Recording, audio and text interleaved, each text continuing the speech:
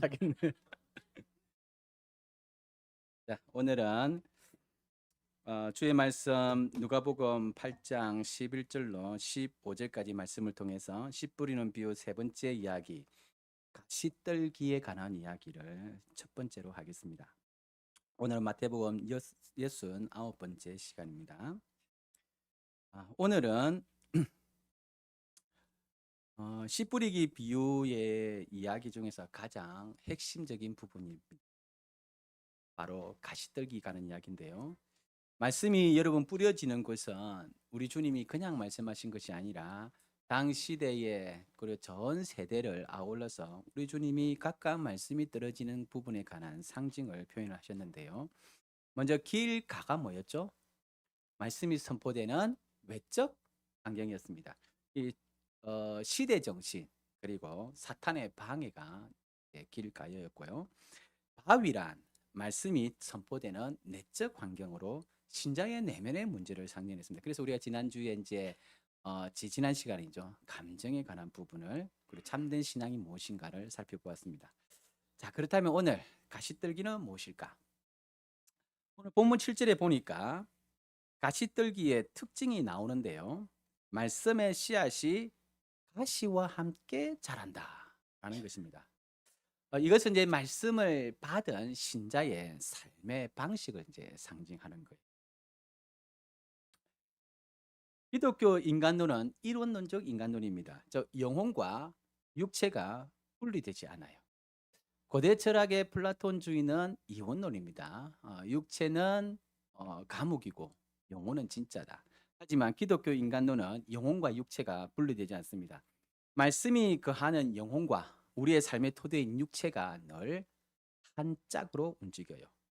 근데 놀라운 것은 뭐냐 하면 이 육체의 것, 즉 우리의 생각이라든지 습관 같은 삶의 방식들이 우리가 들은 말씀에 영향을 미친다. 즉 우리의 육적인 상태가 우리의 영혼에 영향을 미친다. 왜? 이론론적 인간론이기 때문에. 근데 기독교의 대표적인 현상이 말씀은 듣고 마음에 새기지만 이 수많은 마음속의 가시들로 인해서 성령의 말씀이 열매를 맺지 못한다는 거예요. 말씀의 기운이 자기 안에만 맴돌 뿐 밖으로 전혀 표출되지 않는 신앙. 말씀은 들어왔지만 전혀 나를 통하여 구현되지 않는 이 상태를 실천적 무신론 이렇게 부릅니다. 사상적 무신론, 우리가 알고 있는 것은 사상적 무신론인데요. 하나님은 없다라고 주장하는 거예요. 하지만 실천적 무신론은 하나님을 믿긴 하지만 행동만 보면, 겉으로 드러나는 모습만 보면 전혀 그 사람을 통하여 하나님을 느낄 수 없다. 우리 지난주 수요일 날에, 이번 주 수요일이죠. 성경을 읽는 가장 고상한 것으로도 짜증을 내고, 찬양을 하는 가장 고상한 것으로도 짜증을 내고, 기도라는 가장 고상한 것으로도 짜증을 내고, 전도라는 가장 고상한 것으로도 짜증을 내는 게 우리예요. 실천적 무신론. 말씀은 들어갔지만 전혀 하나님을 느낄 수 없는 분. 말씀을 들어도 마치 좀비처럼 생명력이 전혀 드러나지 못한다. 도대체 이유가 뭘까요?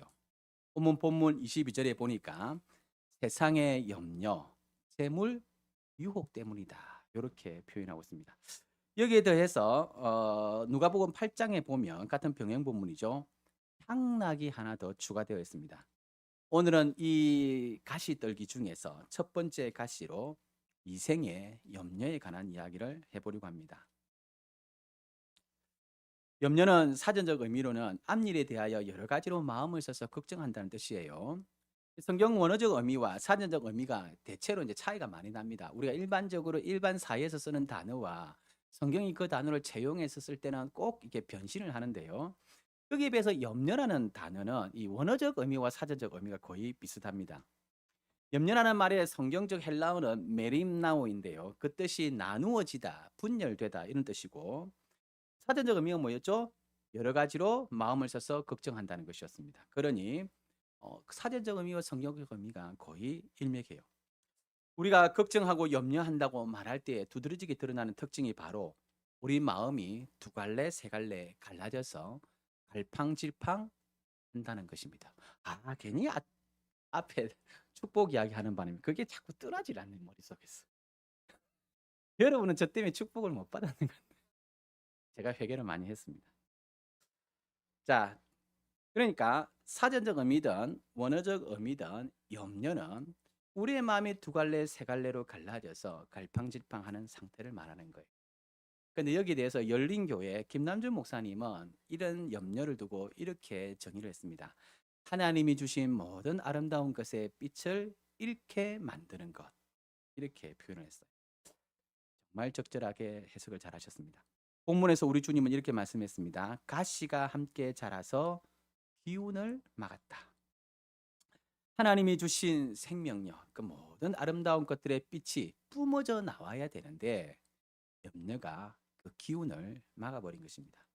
그러니 수심이 가득하여 얼굴이 어둡고 생각이 많아 갈팡질팡하는 모습에서 우리는 하나님이 본래적으로 심어 주셨던 하나님 아들의 형상에 찬란하고 눈부셨던 모습들을 찾아볼 수가 없습니다. 김남준 목사님의 말씀대로 불이 꺼진 거예요. 하나님이 주신 모든 아름다운 것들이 최상의 아름다움이 인간에게 있는데 우리의 외적인 모습에서 그 불이 꺼져 버렸습니다. 왜? 염려. 그렇다면 하나님이 주신 모든 아름다운 것의 빛마저도 잃게 만드는 염려라는 것은 과연 무엇일까요? 오늘 본문에서 우리 주님은 이 염려를 세상의 염려다 이렇게 표현했습니다. 병행 본문인 누가복음 8장 14절에서는 이생의 염려다 이렇게 표현했거든요. 한마디로 이 세상에서 어떻게 살아갈 것인가에 대한 생존의 염려입니다. 지난 2000년간 기독교 역사는 분명 핍박과 시련의 역사였습니다. 믿음을 지키기 위해서 목숨을 걸어야 했던 시간이었는데요. 물론 지금도 지구 어느 편에 선가는 여전히 핍박과 시련으로 신자의 믿음을 저울질하고 있습니다. 하지만 적어도 대한민국에서 기독교는 신앙이 핍박의 대상은 아니에요. 언제부터인가 기독 신자의 가장 큰 난제, 어려움은 핍박과 시련이 아니라 생존을 위한 염려가 되어버렸습니다. 이 땅에 앉아있는 모든 기독 신자들의 공통된 고민은 핍박과 시련이 아니에요. 적어도 한국 교회는 뭐가 걱정입니까? 어떻게 살 것인가에 염려예요. 사람이 먹고 사는 일에 너무 염려하여 영혼이 감각을 잃어버린 것이죠. 우리의 아이들은 대학 걱정이고 청년들은 취업 걱정이고 중년이 되면 노후 걱정입니다. 우리는 한시도 내일의 생존을 위한 오늘의 염려를 놓아버린 적이 없어요. 그러다 보니 세월이 쌓이면서 더 깊어져야 될 영성이 빛이 사라져 버린 것입니다. 공자는 50대를 지천명이라고 불렀거든요. 50대가 되면 하늘의 이치를 깨달을 만큼 성숙해진다. 하지만 찐두르는 삶의 무게를 견디느라고 우리는 이미 50이 넘었어도 하늘의 뜻, 하나님의 나라, 진리, 영원한 것에 대해서 시간을 두고 점점 더 무뎌지는 것 같아요. 비단 기독교 영성만을 말하는 것은 아닙니다. 김남준 목사님의 말씀대로 하나님이 주신 모든 아름다운 것의 빛을 잃어버린 것 같아요. 지금은 거북이 등짝처럼 딱딱해졌지만 우리도 한때는 순수했던 시절이 있었지요. 저는 오랜 방황 끝에 가장 성경적인 신학으로 개혁주의 신학이구나라고 확신을 가지고 지금까지 이제 개혁주의 신학의 길을 걸어왔는데요. 이 개혁주의, 즉 개신교는 프로테스탄트가 무슨 뜻인지 혹시 아세요? 네, 저항한다는 뜻입니다. 저항하는 자. 저는 이제 아무래도 개혁주의적 피가 흘러서 그런지 저항의 정신이 굉장히 강해요. 그래서 이제 식민 시절에 저항 시인들의 시를 참 좋아했는데요. 대표적으로 이제 윤동주의 이거는 서시와 이육사의 교목 이 두 개 굉장히 좋아했습니다. 뭐 다 알겠지만 누가 낭낭한 목소리 한번 읽어줘 보겠어요.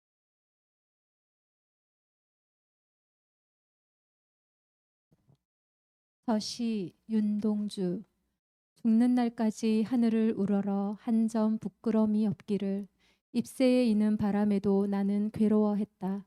별을 노래하는 마음으로 모든 죽어가는 것을 사랑해야지. 그리고 나한테 주어진 길을 걸어가야겠다. 오늘 밤에도 별이 바람에 스치온다. 교목 264 푸른 하늘에 닿을 듯한 머리 들고 름름이 서서 검은 땅에 발을 디디고 지나간 천년의 꿈을 꾸나 매서운 바람 눈보라가 쳐도 굽히지 않고 꺾이지 않고 고고히 서서 웃음 짓나. 푸른 하늘아 나도 너처럼 하늘 높이 우뚝 서서 천년의 꿈을 꾸어 보련다. 잘못하면 이루 아멘이 나올 뻔했어요. 네, 저는 젊을 때 이렇게 시도 참 좋아했고 빨간 서적도 많이 읽었습니다.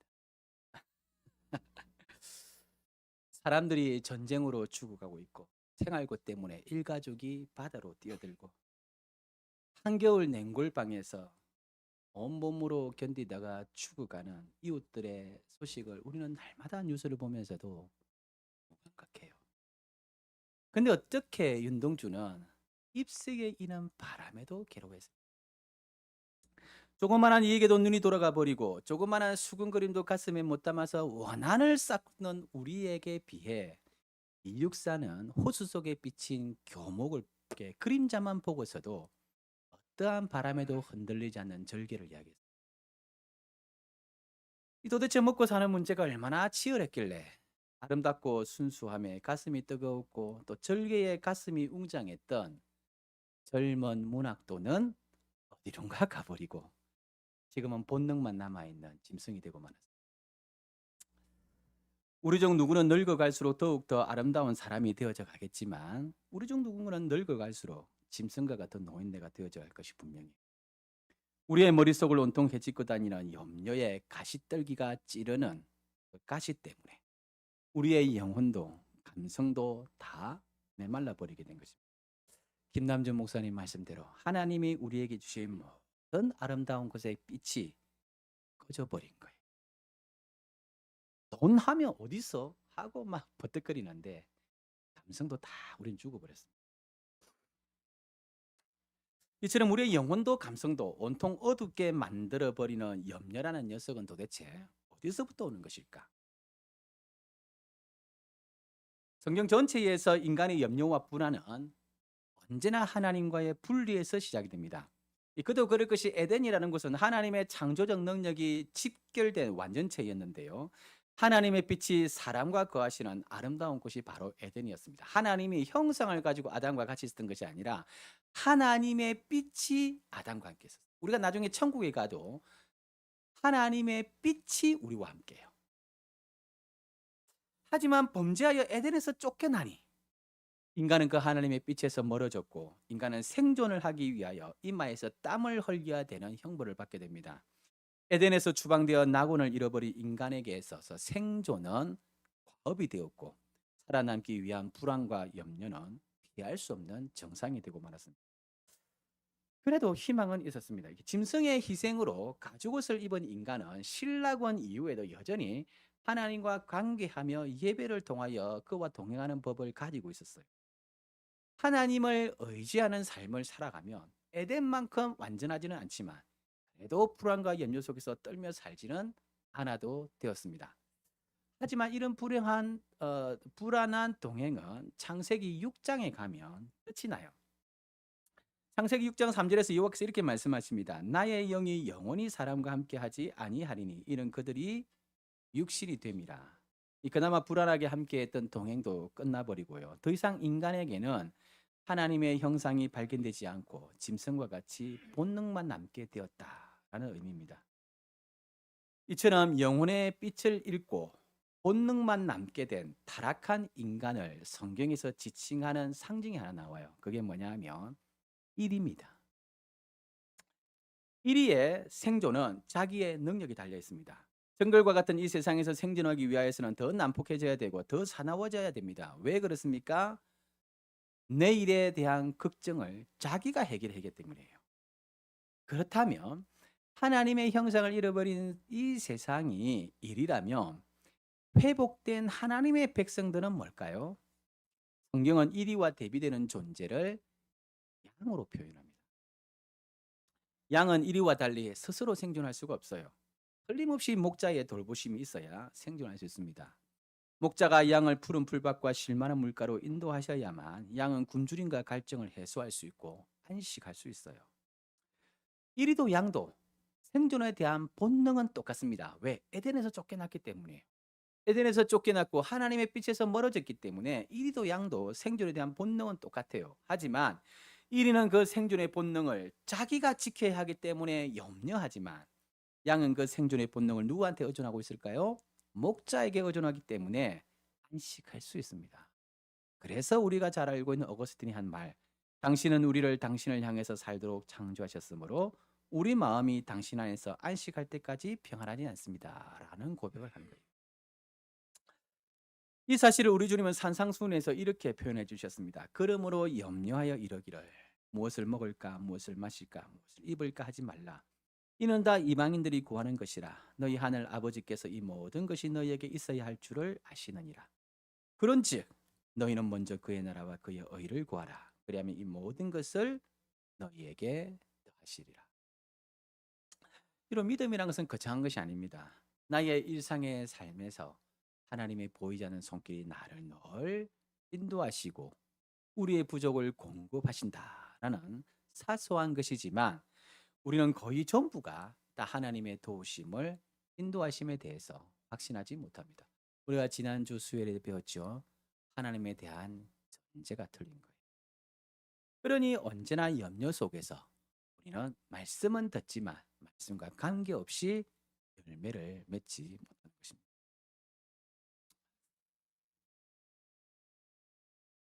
염려에 관해서 어떻게 설교할지가 하도 염려가 되어서 여러 책들을 뒤져봤는데요.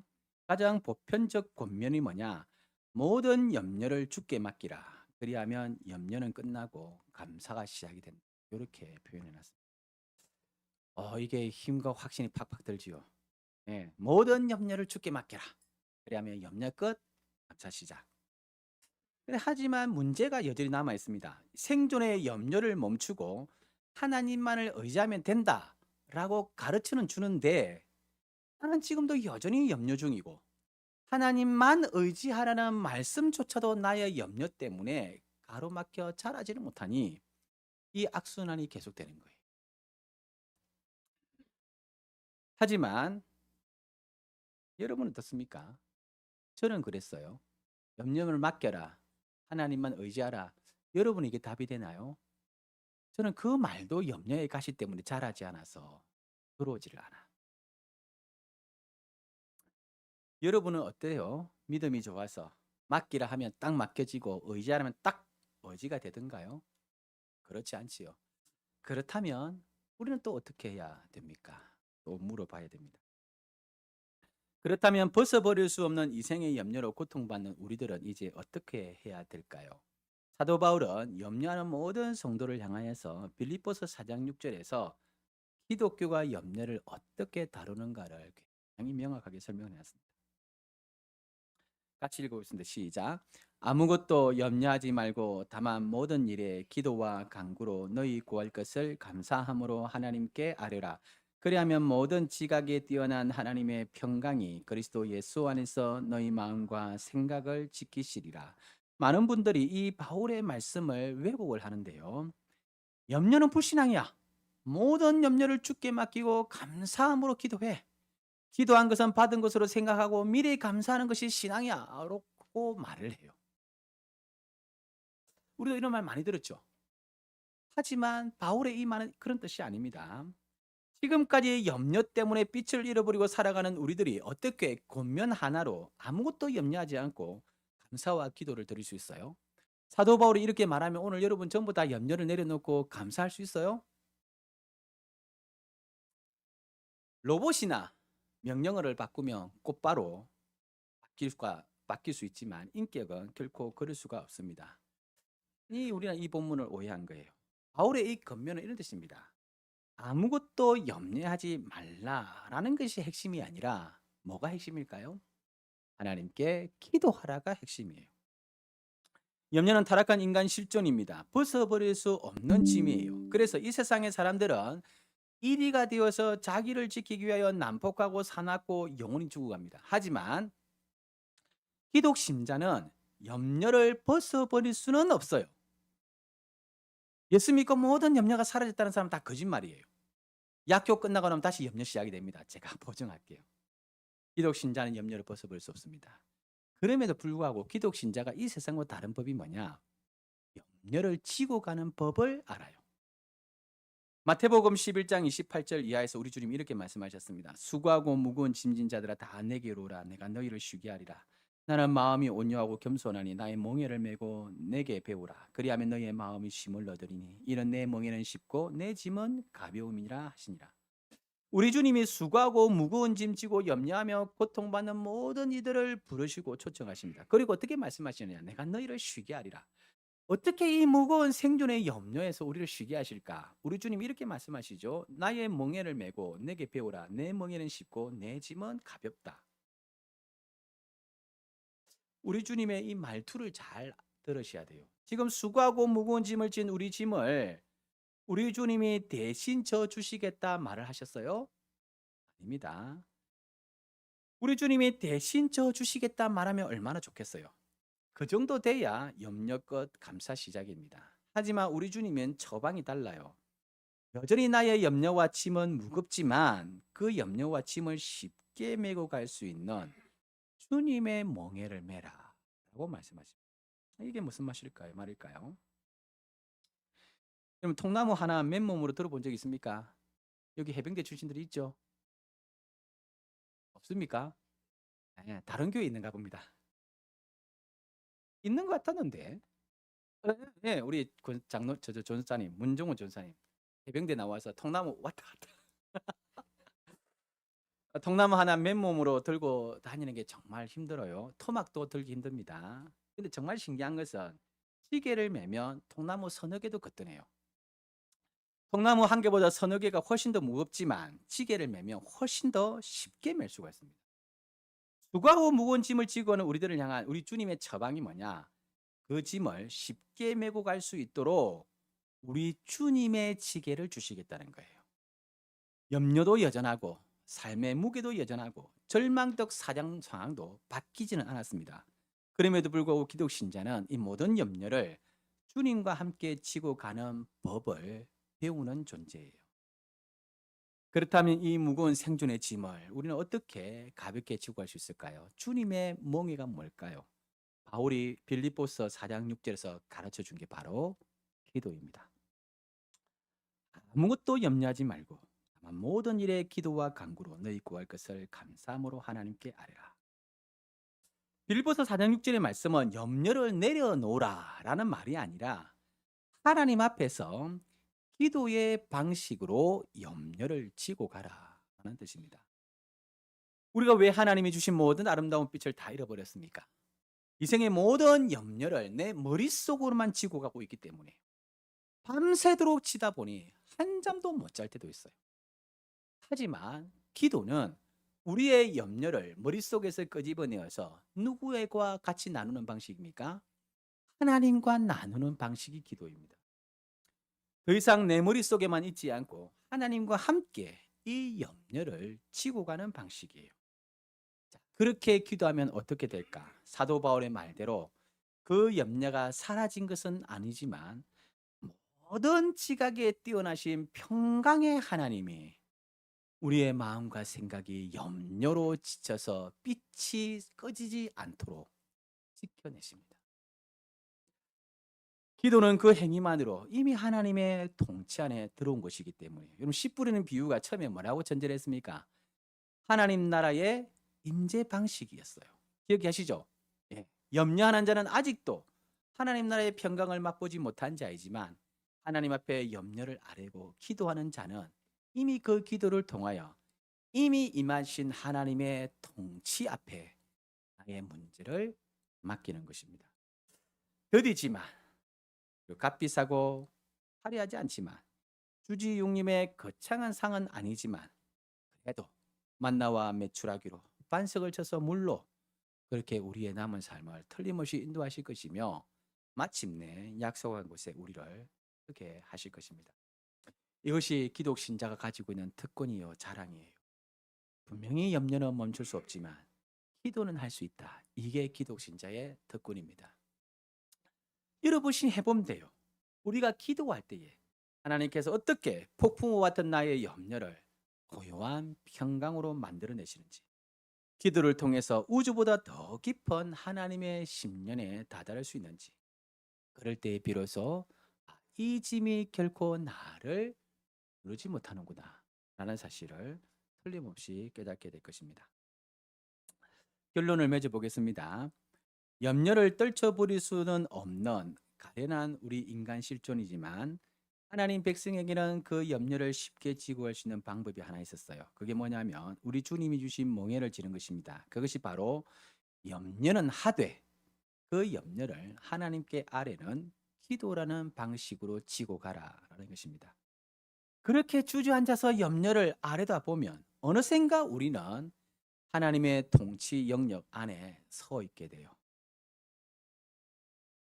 반대로 만약에 우리가 기도하지 않으면 우리의 염려는 무엇을 할까요?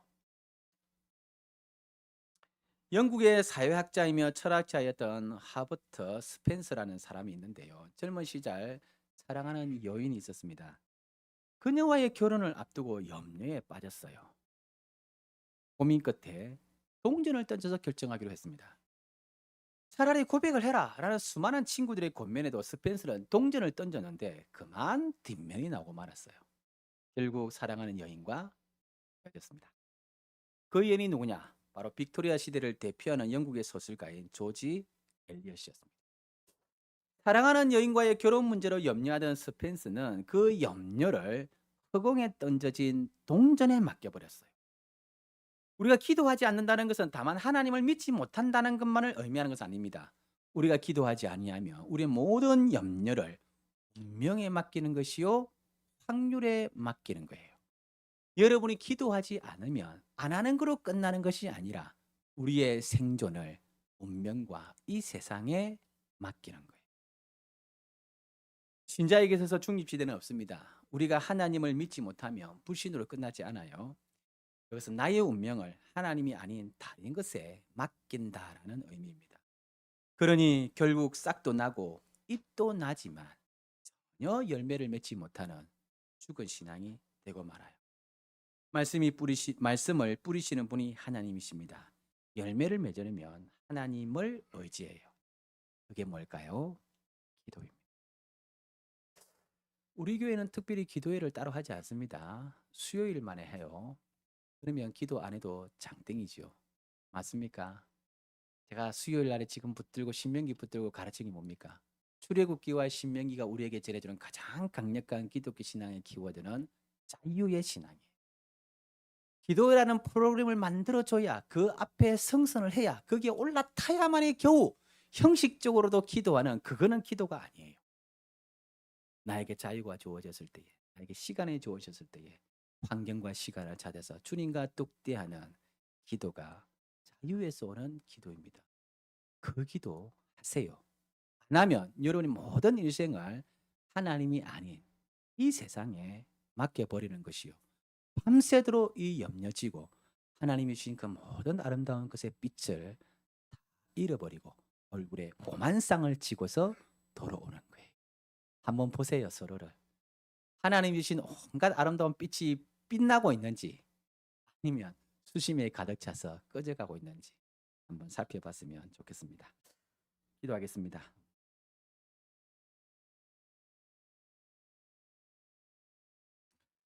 오늘은 씨 뿌리는 비유의 가장 핵심이라 말할 수 있는 가시떨기인데요.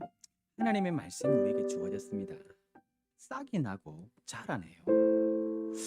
생명력이 있는 것 같아요. 그런데 아무리 지켜보아도 그에게서 하나님의 영광이 드러나지를 않지요. 분명 하나님을 믿는 것 같은데 그의 얼굴에서 그의 행동에서 하나님의 모습이 보이지를 않습니다. 가시가 찔렀기 때문에. 인간은 이런 논적 존재지요. 우리의 영혼이 틀림없이 육체의 영향을 받습니다. 내가 하나님의 말씀으로 나의 영혼이 아무리 충만하여져도 내 육체를 찌르는 가시 때문에 말씀이 자라지를 못하지. 우리 주님이 가르쳐 주신 육체의 가시 세 가지입니다. 세상의 염려, 재물의 유혹, 향락입니다. 오늘 우리 첫 번째 시간 배웠죠. 이생의 염려입니다. 하나님이 주신 그 모든 아름다운 빛을 꺼버리시는 나의 얼굴에 수심이 가득하고 내 머리가 온통 번잡한 이 생의 염려가 하나님이 주신 그 모든 아름다운 빛을 꺼뜨려드립니다. 예수 믿으면 염려가 사라지는 줄 알았습니다. 기적같이 병도 낫고 안 되던 사업도 잘 되고 꼬였던 일도 풀리고 말 안 듣는 자식이 갑자기 순한 약이 되고 그렇게 예수 믿으면 모든 것이 다 해결이 되고 염려가 사라질 줄 알았는데 아니지요. 예수 믿어도 우리는 여전히 이 염려를 지고 있습니다. 이 모든 염려를 자기가 해결해야 되기 때문에 이리가 되어서 난폭하고 사나워지고 경쟁하지만 우리 기독 신자는 하나님의 존재 앞에 의존하는 존재입니다. 비록 내 힘으로는 해결할 수 없지만 양처럼 주님을 의지함으로 이 모든 문제를 해결하는 존재입니다. 여전히 염려가 가득하고 이생의 짐이 무거지만 기독 신자는 그리스도께서 주신 지게로 멍에로 이 짐을 지울 수 있는 법을 배운 존재. 사도 바울이 빌립보서 4장 6절에서 가르쳐준 대로 이것은 기도입니다. 내 머릿속에만 붙들고 있었을 때는 나의 영혼을 죽이지만 내 머릿속에서 이 염려를 끄집어내어서 하나님께 아뢰면 이 짐을 지는 가벼운 짐으로 만들 수가 있습니다.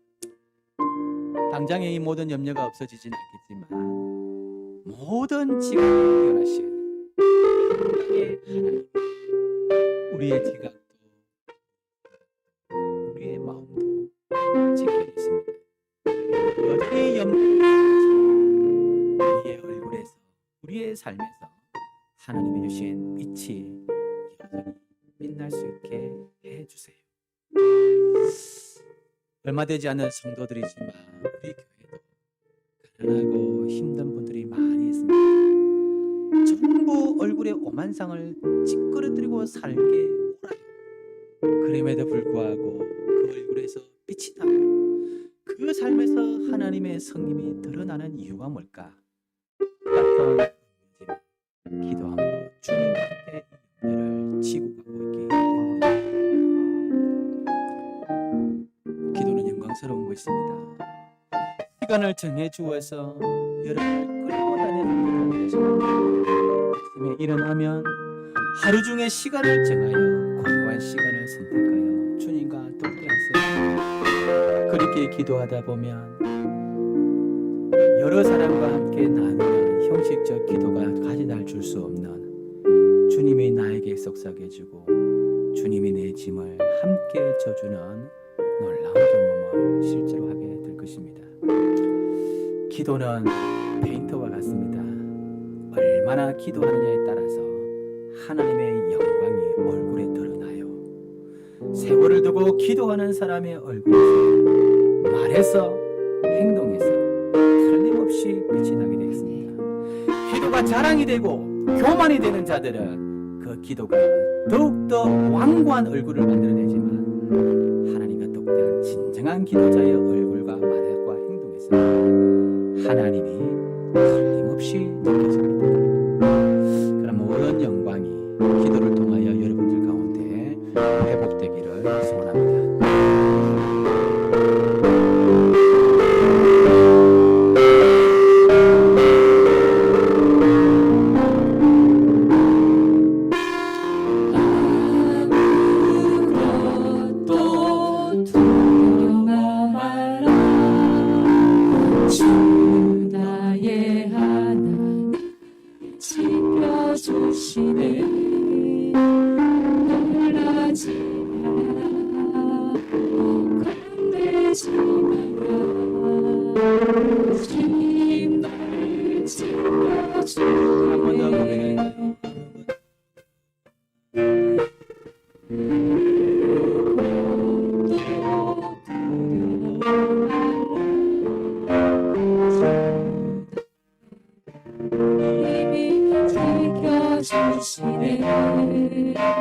놀라지 마라.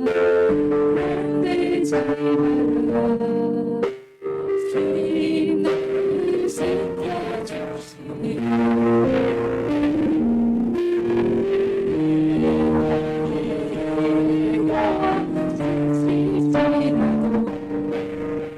주님 나를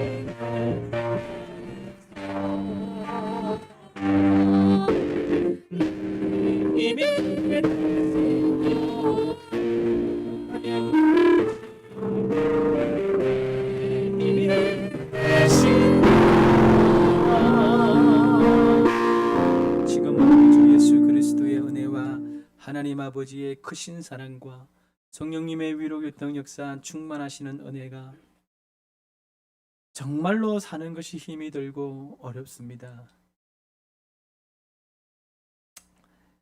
그냥 예수 믿는 것으로 모든 것을 해결하고 뚱치고 나가고 싶지만 이 교회 밖을 벗어나면 또다시 엄습해오는 현실의 두려움과 무게가 있습니다. 그러나 수고하고 모든 무거운 짐진 자들을 주께서 초청하시고 이 무거운 세상의 염려들과 짐들을 우리 주님이 쉽게 메고 갈 수 있도록 함께 져주겠다 하셨습니다. 기도라는 것은 그냥 허공을 향하여 동전을 던지는 것이 아니라 이미 이 땅에 임하신 하나님의 통치를 인정하고 하나님의 섭리를 인정하고 그의 계획과 인도하심을 인정하고 내 머릿속을 만드는 모든 염려를 끄집어내어서 주께 아뢰므로써 나의 문제를 주님과 함께 지고 가게 만드는 것이 기도임을 알고 여전히 염려와 짐으로 인하여 힘이 들지만 주와 함께 지고 가기 때문에 나에게 주신 그 아름다운 모든 것들의 빛들이 꺼지지 않기를 소원하는 주님과 함께 여전히 어렵지만 나의 인생길 찬송하며 걸어갈 수 있는 그러한 빛들을 뿜어내기를 소원하는 사랑 모든 성도들의 머리 위에 세우신 하나님의 교회 위에 참석하지 못한 이들 위에 마음이 공고한 자, 마음이 상한 자, 마음이 아픈 자, 육체가 고통스러운 자, 삶이 버거운 자 모든 이들 위에 지금부터 영원토록 함께 하실지어다. 아멘.